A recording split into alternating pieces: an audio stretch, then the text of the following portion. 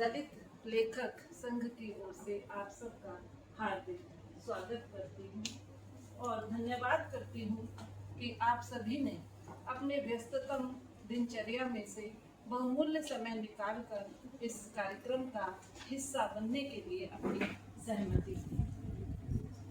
दलित लेखक संघ निरंतर कविता, उपन्यास, साहित्य की विभिन्न विधाओं के अतिरिक्त तरह तरह के विमर्शों पर खास कार्यक्रम आयोजित करता रहा।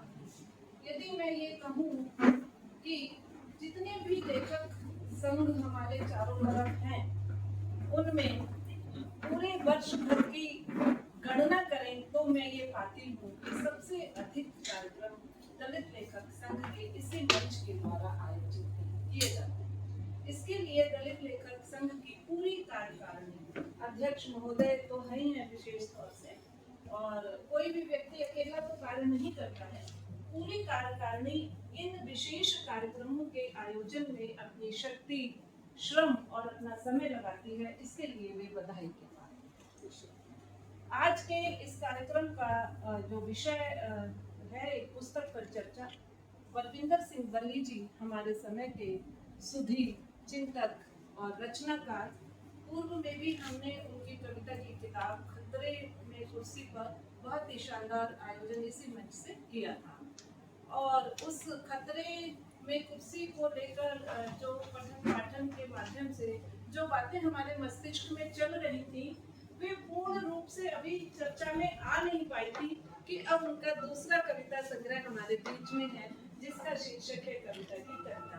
तो सर, मैं आपको बधाई देती हूँ कि इतने अल्पावधि में इस तरह की रचनात्मक ऊर्जा आपके भीतर है कि आप इस तरह के संग्रह हमारे बीच में लाते हैं। किसी रचनाकार के लिए और किसी साहित्यिक संघ और लेखक संघ के लिए इससे बड़े गौरव की और कोई बात नहीं हो सकती।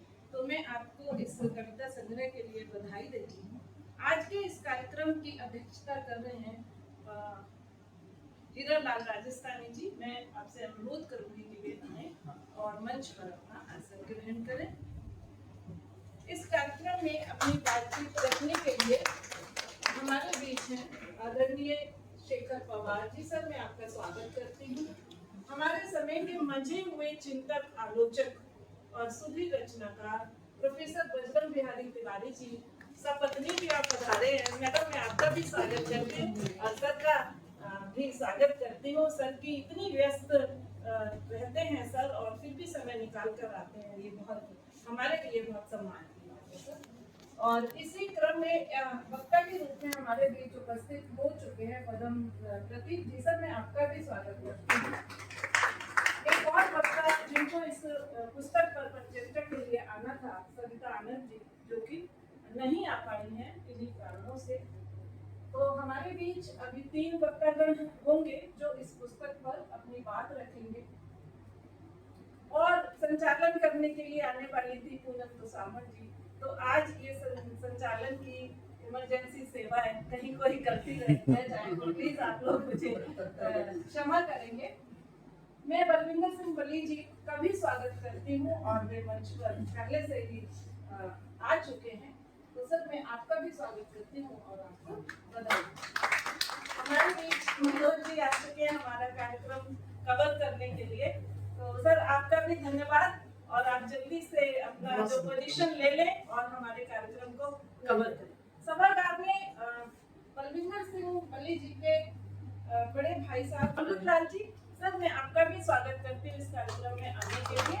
और मैं आपसे अनुरोध करूंगी कि सर आप भी इस साइड आए, वक्ताओं के आए आप और यहाँ बैठे तो अधिक सुंदर लगेगा हमको देखने में भी। और करती हूँ इसके अलावा इस जो है कार्यक्रम में उपस्थित हैं बलविंदर सिंह बल्ली जी के परिवार के सदस्य भी। तो मैडम, मैं आपका भी स्वागत करती हूँ। सभी लोग नीलम जी आपका भी स्वागत है।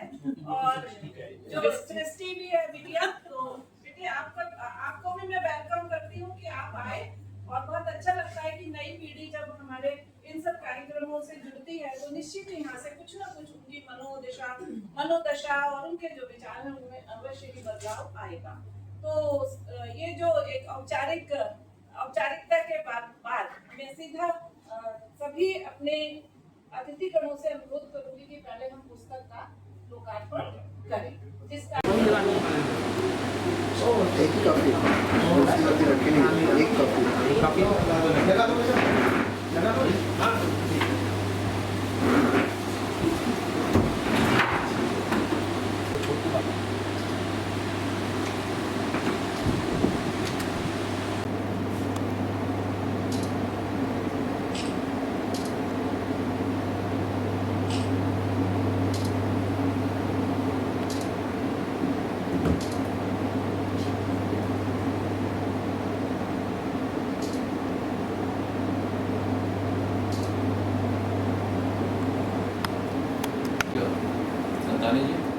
सरिता जी हमारे समय की जो है बहुत ही सुधी एक मैं दलित लेखक संघ में देखती हूँ, आप आती रहती हैं, अपने विचारों को व्यक्त करती रहती हैं, तो मैं आपसे अनुरोध करूंगी कि आप आलेख पाठ करें। इस आलेख पाठ के माध्यम से मैं सरिता संधू बलविंदर सिंह बली जी के जीवन परिचय के बारे में बताना चाहूँगी।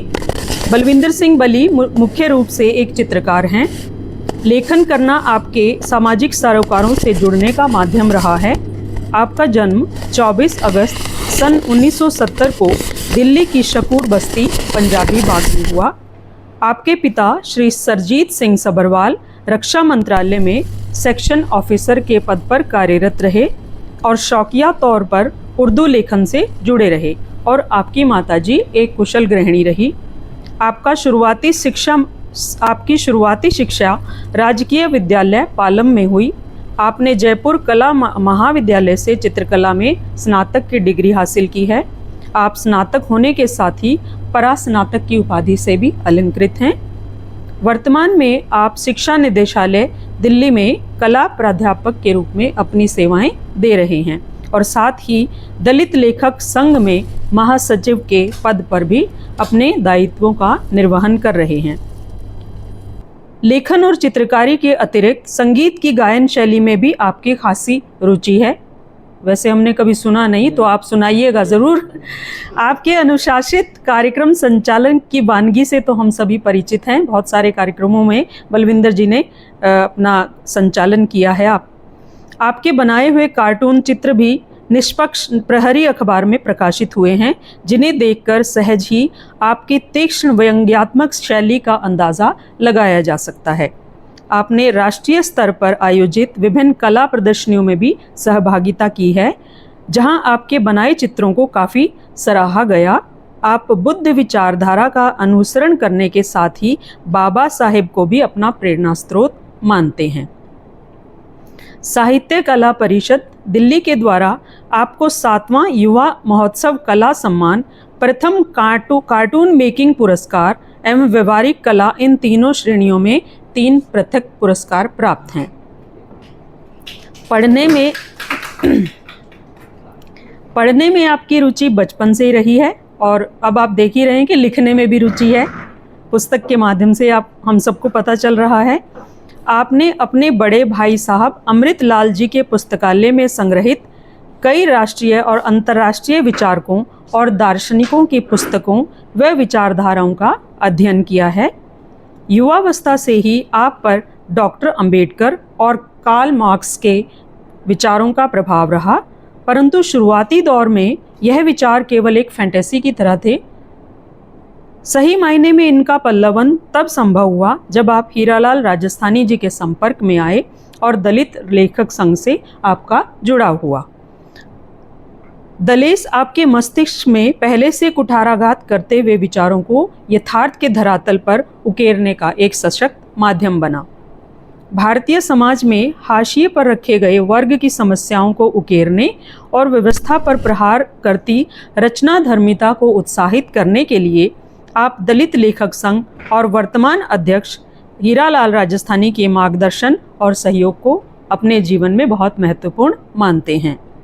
आपके 2 एकल काव्य संग्रह अभी तक प्रकाशित हो चुके हैं। 51 श्रेष्ठ बाल कविताएं आपका प्रथम काव्य संग्रह रहा, जो शिप्रा प्रकाशन भजनपुरा दिल्ली सन 2015 में प्रकाशित हुआ था और वर्ष 2024 में आपका दूसरा काव्य संग्रह खतरे में कुर्सी पुष्पांजलि प्रकाशन द्वारा प्रकाशित किया गया। और आज हम सबके समक्ष दलित लेखक संघ द्वारा आपके तीसरे कविता संग्रह कविता की कविता, धारा के विरुद्ध कविता की कविता नामक काव्य संग्रह, जो पुष्पांजलि प्रकाशन से दिल्ली 2026 में प्रकाशित हुआ है, जिस पर आज ये विमर्श गोष्ठी रखी गई है। एकल संग्रह के अतिरिक्त साझा संग्रह में भी आपकी उपस्थिति दर्ज की गई है। आपके साझा संग्रह दलित लेखक संघ का 2019 में प्रकाशित दलित कविताओं की 3 पीढ़ियां, एक संवाद, और 2019 में ही एक और साझा संग्रह तेरे चले जाने के बाद कदम प्रकाशन रोहिणी दिल्ली 2019 में प्रकाशित हुआ, जिसमें आपकी रचनाओं के साथ आपके पिताजी की रचनाओं का भी समावेश किया गया था। इसके अतिरिक्त सन 2024 में देव साक्षी पब्लिकेशन का द वर्ड्स ब्रिज भी आपके साझा संग्रह में शामिल है। विभिन्न पत्र पत्रिकाओं में आपके लेख प्रकाशित होते रहे हैं और आपकी पहली प्रकाशित कविता मिल मजदूर थी। एक कवि मन जो साथ में एक बेहतरीन चित्रकार भी हैं, कि वृहत व्यक्तित्व को कुछ शब्दों में बांध पाना संभव नहीं है। तो मैं अपनी 2 पंक्तियों के साथ इस आलेख के प्रवाह को यहीं विराम देना चाहूँगी कि एक समाजशास्त्र प्रवक्ता के तौर पर प्राप्त पुस्तक की कविताएं पढ़ते हुए मुझे एक व्यंग्यात्मक रोष नजर आया, जो वर्तमान समाज में व्याप्त अव्यवस्थाओं, समसामयिक मुद्दों और सदियों से चले आ रहे जातीय शोषण के स्वर को मुखरित करता है। आपकी सशक्त लेखनी और भावी परियोजनाओं के लिए मैं आपको अंतर्मन से शुभकामनाएं प्रेषित करती हूँ। धन्यवाद।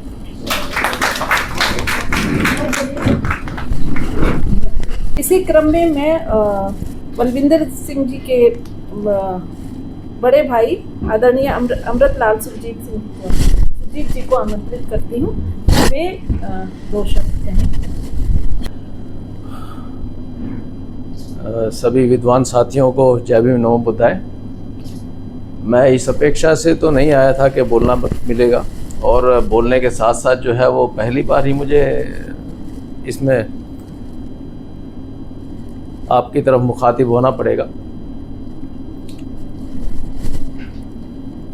आलेख के अंदर काफ़ी बातें मुझे भी नई पता लगी हैं, हालांकि छोटे भाई हैं, लेकिन हमारा उस तरह से इंटरेक्शन ज़रा कम रहा है। थोड़ा सा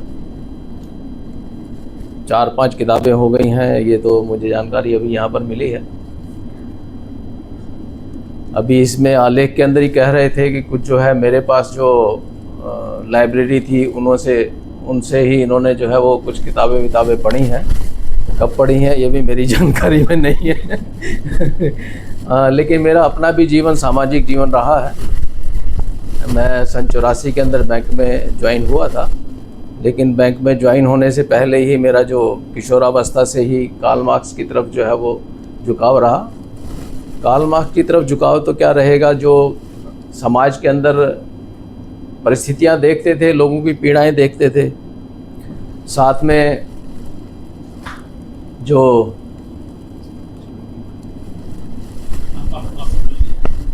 साथ में जो सहपाठी थे, सहपाठियों की कंडीशन जो देखते थे, उससे ज़रा मन द्रवित होता था। हमारी घर की कंडीशन से ठीक थी, फादर सर्विस में थे, तो बाकी जो है मज़दूर वर्ग के, और इधर से जो है वो फैक्ट्री वगैरह में, हम पालम में उस समय रह रहे थे, तो बड़ा वैसा रहता था। तो उसी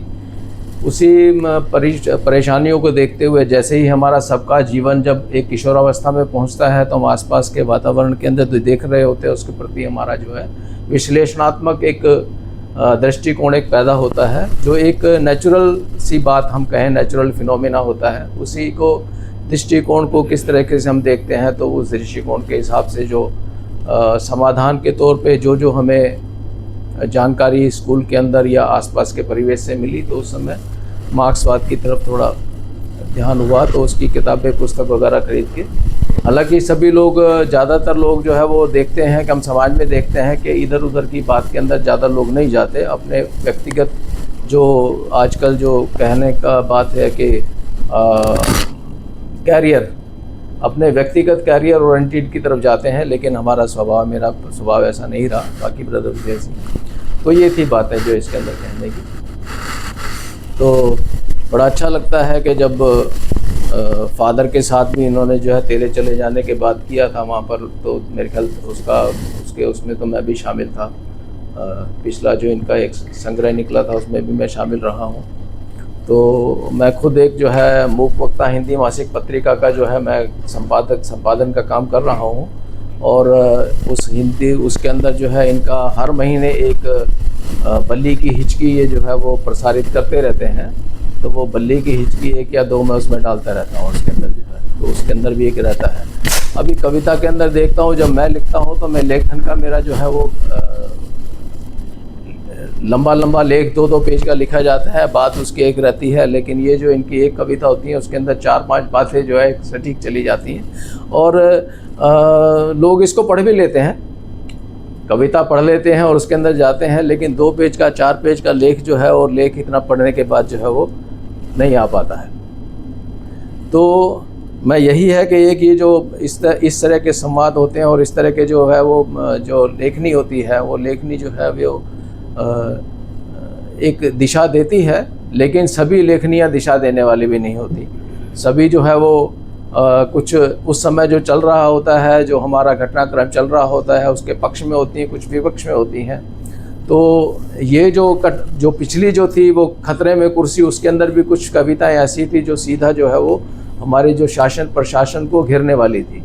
और आज के माहौल के अंदर देखेंगे तो उनको जो है वो कहीं भी इतनी खतरनाक उनको कह सकते हैं, कहीं भी किसी को भी जो है खड़ा किया जा सकता है कटघरे के अंदर। और इसको भी मैंने वो पढ़ा तो बहुत कुछ सरसरी तो तोड़ते देखी हैं, तो इसके अंदर भी उसी तरह की बातें समाविष्ट हैं इसमें भी। इसका तो अपना ये इनका जो शीर्षक रखा है, धारा के विरुद्ध कविता की कविता। अब ये धारा के विरुद्ध हो गया है तो इसका भी एक कुछ ना कुछ खास मायने हैं। मैं तो एक साहित्यिक आदमी नहीं हूँ, मैं तो बैंकर रहा हूँ, इसलिए मैं बहुत ज़्यादा गहराई से इसको नहीं समझ सकता हूँ। तो धारा के विरुद्ध कविता की कविता है ये धारा के विरुद्ध है ये भी। तो जब कुर्सी खतरे में थी और ये धारा के विरुद्ध है, तो अभी धारा के विरुद्ध खड़ा होना अपने आप में एक जो है वो कोई शब्द नहीं है मेरे पास उसके लिए। बाकी आप सब लोग योगदान है, ज़्यादा समय मैं खा लूँगा तो आप विद्वान लोगों की बातें रह जाएंगी। तो मेरी बहुत बहुत शुभकामनाएं इनके साथ, और आगे आने वाले समय में जीवन है तो इसमें कितना कुछ लोगों ने अपने राहुल सांस्कृतिक के बारे में लिखी है कि उसने अपने जीवन के अंदर 380 के आसपास रचनाएं हैं उनकी। तो मैं समझता हूँ कि अभी इनके पास जीवन है तो इनकी 400 का शतक लगाएं उसके अंदर। धन्यवाद।